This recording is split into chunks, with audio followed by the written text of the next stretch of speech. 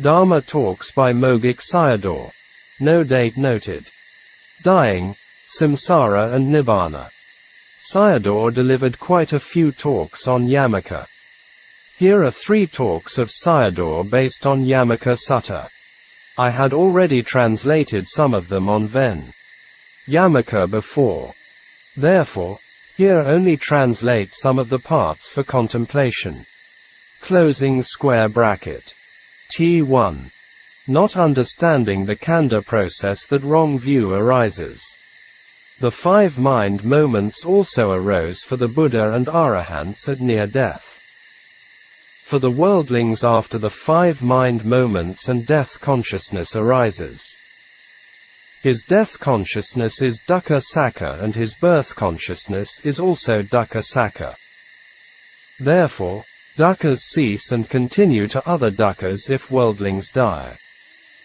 For the Arahants, after the 5 mind moments and death consciousness arises, but not continues to birth consciousness. Instead, with the cessation of Dukkha and Nibbāna arises. The permanent happiness arises. The stable happiness arises. The Buddha referred to Nibbāna as the supreme happiness. Not the feeling happiness, Sukha Vedana, as some Buddhists took it, as the permanent heavenly bliss. Is it not the extinction? Some think that if an Arahant dies and becomes totally extinct, if you take it as nothing exists and become the view of annihilation. Akeda Ditthi. For the worldlings the processes are Dukkha to Dukkha. For Arahants, Dukkha to Sukha. It is very different. In the teaching of Buddhism, or the right Buddha's teachings, you can't separate DA process and the truths, i.e., the 4 Noble Truths. This point is very important for the right understanding of the Buddha's teachings. Because some Buddhists thought that the Arahants still had defilements. Their minds were not totally pure because they still had vasana, habitual tendency and selfishness. These misunderstanding arose because of not understanding of the DA process and the 4 Noble Truths clearly. The 4 Noble Truth, DA process and the Patthana conditional relations are the same things, from simple to detail processes. Worldlings continue the DA process, i.e., continue to Dukkha.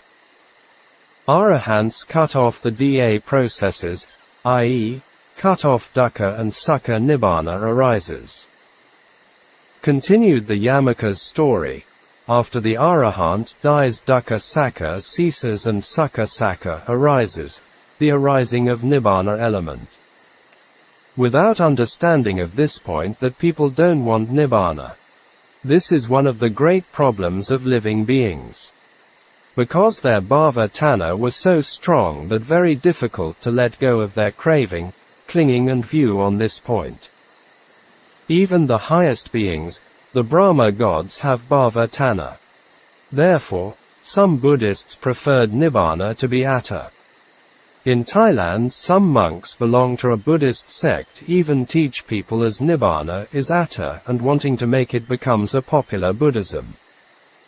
It's becoming clear that the concepts of man and woman cover up on the 5 khandhas.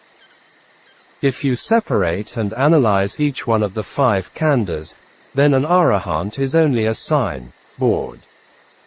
With the contemplation of the Khandha, and you'll not see the Arahant but only impermanence. Note on the passing away of Buddha and Arahants, i.e., Parinibbāna.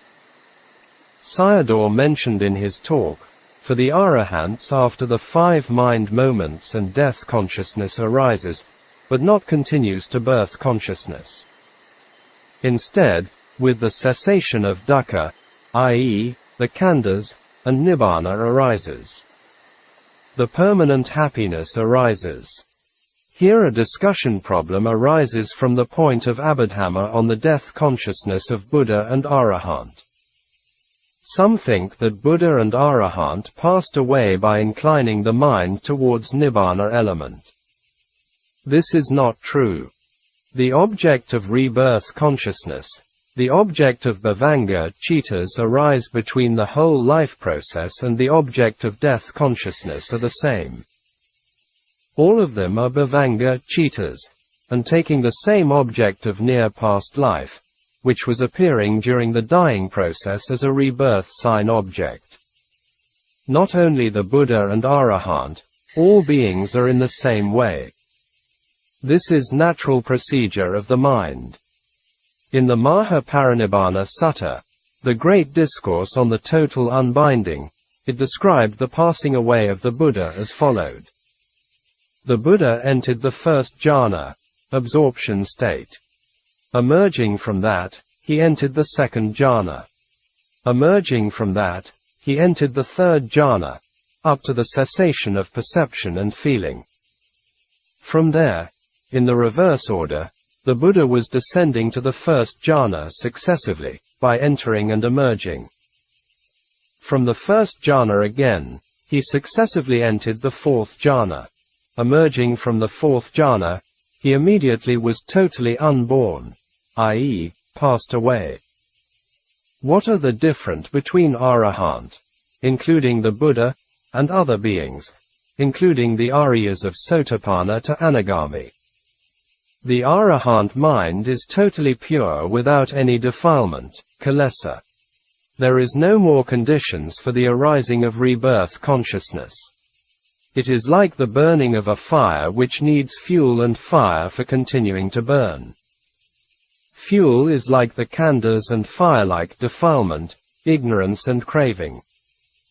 Therefore, after the fuel is consumed and fire is gone out, extinguished is like the parinibbāna of an arahant. For other beings, they still have new khandhas to arise with kilesas.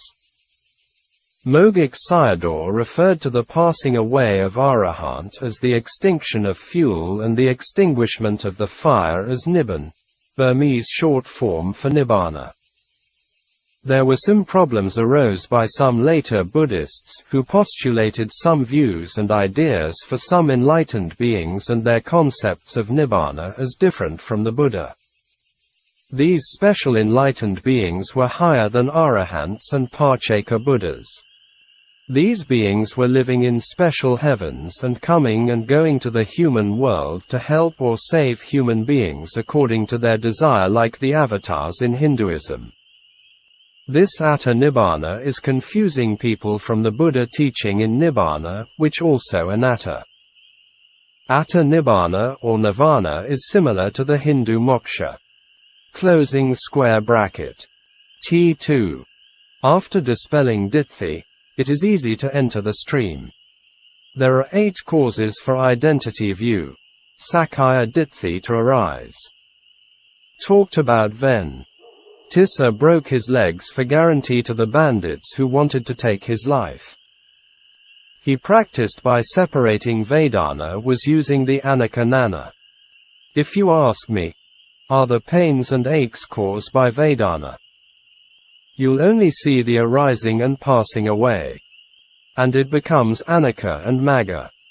Is there any displeasure, domanassa, arise such as it's too painful? Only has bodily pain, kayika dukkha, and no mental pain arises, cetasika dukkha. Pains and aches not arise in the mind. People are not seeing impermanence, that getting up and running away. These are not Vedana anymore if you discern its impermanence.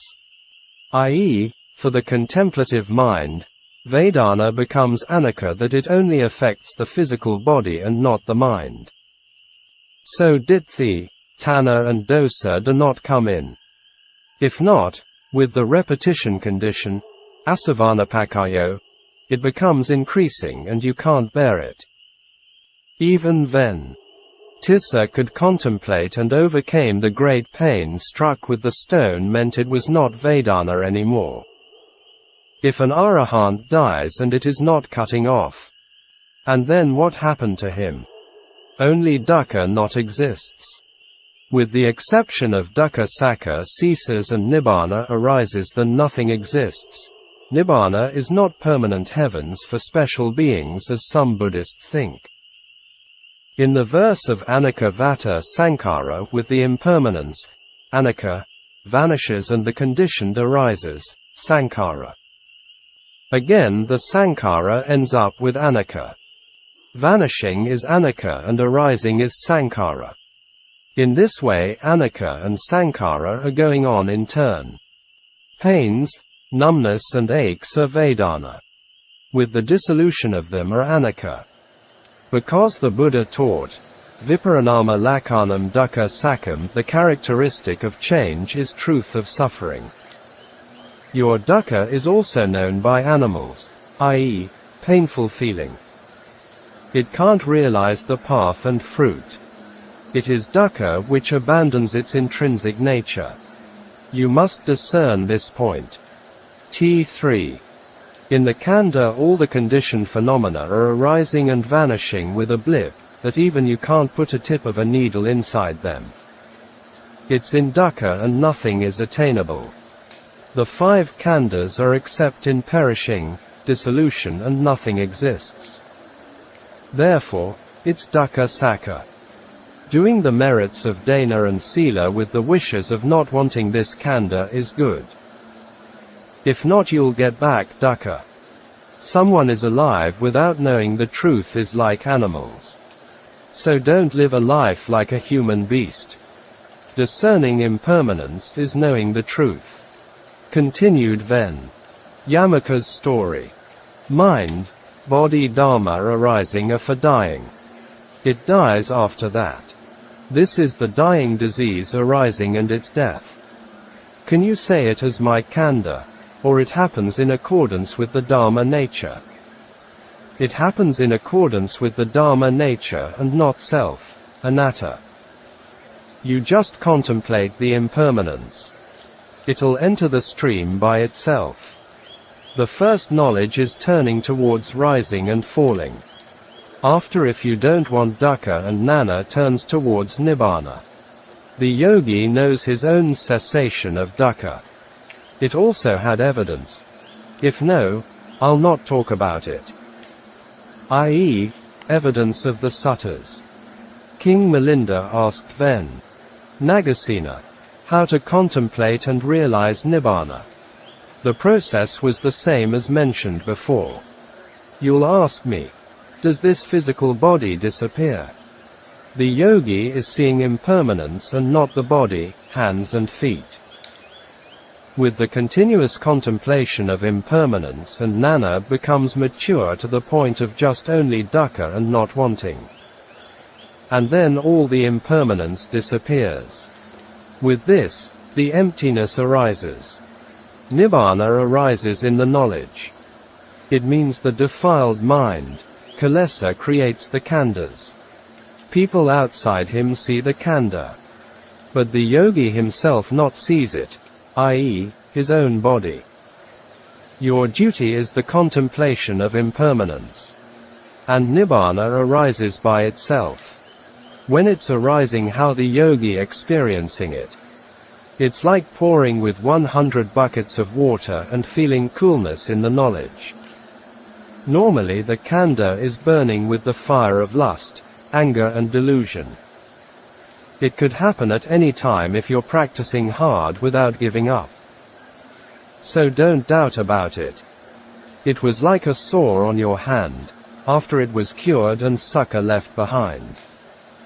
With dukkha ceases, peace and coolness, santi sukha is leaving behind. Therefore, does it totally disappear or dukkha ends? Sayadaw continued to talk about Ven. Yamaka later became arahant after entered the stream. The 5 khandhas are coming to murder you. But you're looking after it. You have to leave them as strangers. Keep them as insiders that you were murdered by it in every life. You were not murdered by others, but with one of the 5 khandhas. Giving some of the examples. Every dukkha comes from the 5 khandhas. The nature of them is oppressive, palana. Contemplate them as these are not me, not I am and not mine. And then, they can't kill you. Asking you for the contemplation is to know them as strangers. There is no affection for it if you know them as aliens. With the samadhi dies and it can't make the Khandha. They come to murder us, but we go and attach them so that meeting with dangers. We must talk about on killing Tanha if we want to attain the higher path knowledge. It is also seeing the impermanence, also start with anicca. But contemplate them as murderer, alien, vardaka, parato. Sayadaw had penetrative wisdom. His talks were simple, clear and profound, and it went straight into one's heart. We need to use it for contemplation very often, and it develops our wisdom faculties. Dharma talks by Mogok Sayadaw. No date noted. Don't get lost in sufferings.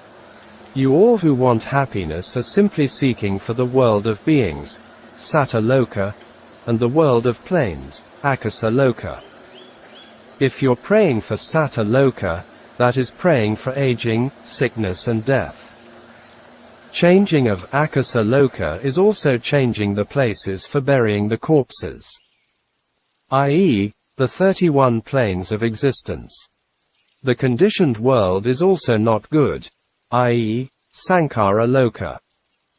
Its ending with impermanence.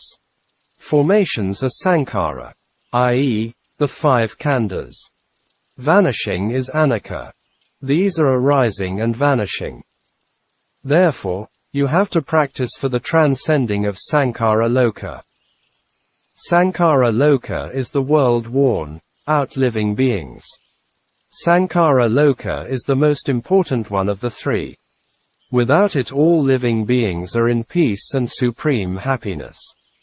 It's very important for all Buddhists, especially for yogis, to understand the Saṅkhāra Loka or Saṅkhāra Dukkha on the conventional and ultimate levels. Only with these 2 knowledges we can walk or work on the middle way and let go of all clingings, which are the sources of all different kinds of dukkha. Human beings and societies are the best Dharma lessons and Dharma objects for studies and contemplations which confirm what the Buddha taught for 45 years. Satta Loka and Akasa Loka are mostly coming from the human mind, the Saṅkhāra Loka. Any loka is not good. If we don't get out from these 3 worlds, can't stop sufferings to happen. If you're looking for goodness in loka and will never have it. If I give you the blessings also become empty. In loka nothing can be finished. It's going on and on. If seeing impermanence, Nana abandons Khandha and Kilesa. Therefore, Ditthi and Tanha die. Someone dies with this mind and born in Sugati, here referred to the heaven. He will enter the stream after arriving there. Death consciousness and birth consciousness are close to each other. Anantara Pakayo, proximity condition, no intermediate state and not a soul or entity. Therefore, these dharma are arising there. Even enter the stream is earlier than arriving there. Sayadaw didn't explain what it meant and why. With the Abhidhamma knowledge, it can be possible because the mind is rising and falling faster than the body in 20 times. Therefore, insight knowledge is quite beneficial. With Ditthi falls off and entering the stream. With the Ditthi Tanha dies and not falls into apaya. He continued to talk on the practice up to the path knowledge arises. Insight knowledge, Vipassana Magga, abandons the Khandha and Kilesa, but not see Nibbāna. Path knowledge abandons the Khandha and Kilesas and also sees Nibbāna. These were mentioned in the Milinda Panna and Visuddhimagga texts. After Vipassana Magga ends and Nibbāna arises, Anantarapakayo, proximity condition. Continued to talk on the 5 faculties, Indriyas. In the 5 faculties mindfulness, sati, is never excessive. You must always have it and watching the objects. Dharma talks by Mogok Sayadaw. No date noted. 3 knowledges of the first discourse. This was a talk on Sakka Nana, Kika Nana and Kata Nana mentioned in the first discourse of the Buddha. And it has to be related to all Buddhists whatever their traditions are. Sayadaw's explanations were simple, profound and clear. And it was always for the practical purposes. It made us to remember the teachings and the greatness of the Buddha's chief and great disciples, such as Ven Sariputta, Ven Maha Kaccayana, Ven Punna Mantaniputta, etc. A lot of gratitude is arisen from our heart to the Buddha, Dharma and Sangha. But some Buddhists took them as selfish beings. They were totally wrong and misunderstood the Dharma. It was like saying as the purified mind was dark and ignorant, or totally purified water still had pollutants. Closing square bracket.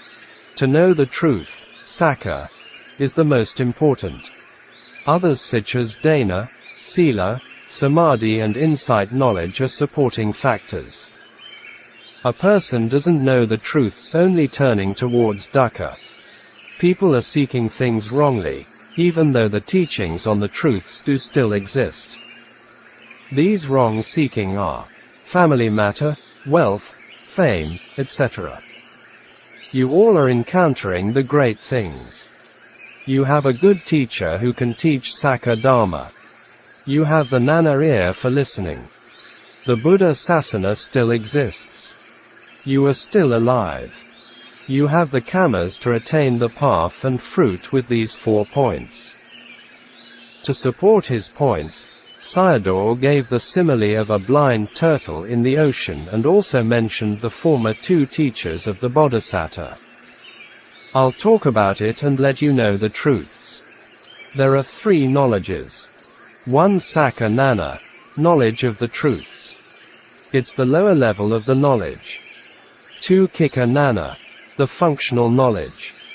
It is the middle level of the knowledge. 3 Kata Nana, the higher level of the knowledge. 1 is knowing about the 4 truths. 2 is the practicing knowledge of the development and the abandoning of defilements for the realization. 3 is the accomplishment of the practice. Whatever Dharma arising and knowing as Dukkha Sakka is Sakka Nana, except lobha or tanha, greed or craving. Knowing about tanha is knowing about samadaya sakka. Knowing lobha or tanha arising is samadaya sakka. With tanha ceases and know as Nibbāna is nirodha sakka. Whatever dharma arising and knowing with the truths are Sakka Nana. I.e., this is Dukkha Sakka. This is samadaya sakka, etc. It is not contemplating with insight yet. Whatever Dharma arising and know the 4 truths with the analyzing. These were the knowledge of Khandha in the first discourse. This knowledge is knowing with the analytical knowledge of whatever arising Dharma. Let's talk about the functional knowledge, Kika Nana. This knowledge is important. Sakka Nana is knowing in accordance with the teacher's teachings. Whatever arising Dharma is, it knows both its arising and falling away. And then it is Kika Nana thoroughly knowing him as Dukkha. There is only Dukkha arising and Dukkha falling away, nothing mixed up with it. This is knowing Dukkha Sakka with fully understanding, paranaya.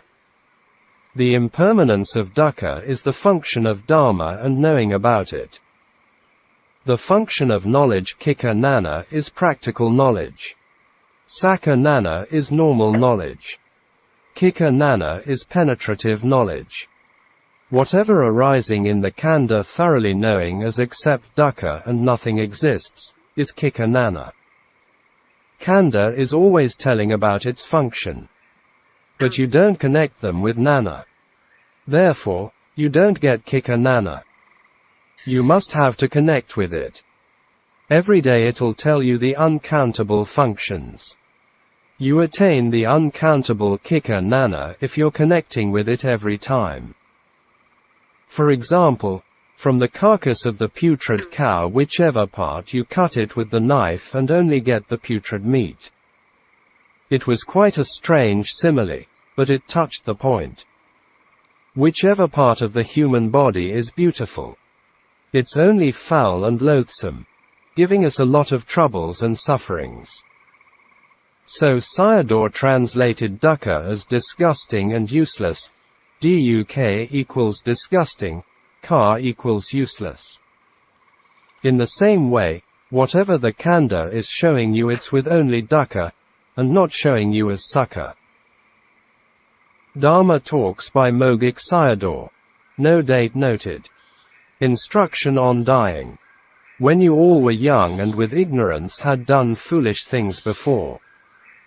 You should never think about these things during the practice and non-practice. You have to forget about them. Don't let worry, kakaka, come in, such as, it's still not finished yet, if you're making merits. Restlessness, adaka, and worry are arising to people who have dispersed minds. Without dispersion, it'll not arise. These are two fearful dharmas. It is kakaka after doing bad things and becoming worry. It is also kakaka to worry about not yet doing good things. Everyone has these dharmas. When will these dharmas arise? These may come as near-death kammas, asana kamma. Even you have looked after your sila and done merits for your whole life. They may come in and give the results. Sayadaw gave the example of Queen Malika. Maranasana kamma is the kamma which is close to death. Birth comes after death. Therefore, it is also close to birth. The mental state of worry and difficulty with this thing sent her to hell. Queen Malika had performed great dana and merits in her life. But once she had lied to the king for a minor thing and worry arose in her near death. Sayadaw continued to talk that instead of contemplation one's own merits, kaganusati, at near death, it's better to contemplate the Khandha with insight. For this point he gave the example of Ven. Phaguna. So every Buddhist should prepare for this beforehand. Now you all are getting up when become tired, and also in torpor, i.e., during sitting practice. At the time of death, except vipassana, and there is nothing can be relied on. So if you make exertion can become a sotapanna to arahant. At the Buddha's time some attained Dharma in this way, e.g., Ven. Tissa, Ven. Chana, etc. This is near-death wholesome kamma, kasala asana kamma. At that time, who will relax on his effort and desire, chanda. Also it becomes habitual kamma, asanaka kamma, with the practice of the contemplation of impermanence before death, and one continues with the practice near death and it becomes near-death kamma. Continued the story of Ven. Sona's father who was a hunter before. Later he ordained as a novice and near death, he saw the sign for the bad destination. But with the help of Sona, he changed the bad to good destination. So it can be changed for near-death kamma. Worry and remorse can be changed. Therefore, at near-death good teachers and friends are important to help for the dying people.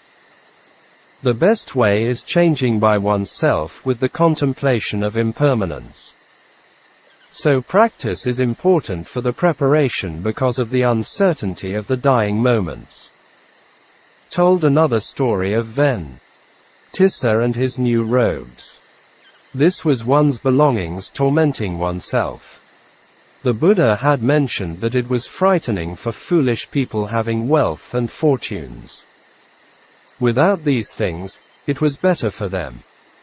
Here foolish person, Bala, does things harmful to himself and others in this life and future to come. Even the Buddha said all the human problems, sufferings and natural disasters were made by Bala people, not by the wise person, Pandita. The Buddha mentioned the causes of the problems and the ways to deal with them in many suttas. The old things become renew again and tormenting you. Don't think about the old unwholesome things. You have to think what is happening in the present Khandha. This becomes right thinking. Thinking back the bad things become active phase of cognitive process. This mind is re-tormenting you. You encounter sufferings by thinking of not good thoughts. Contemplate its impermanence if they arise, and it becomes anicca and magga. You are changing them into anicca.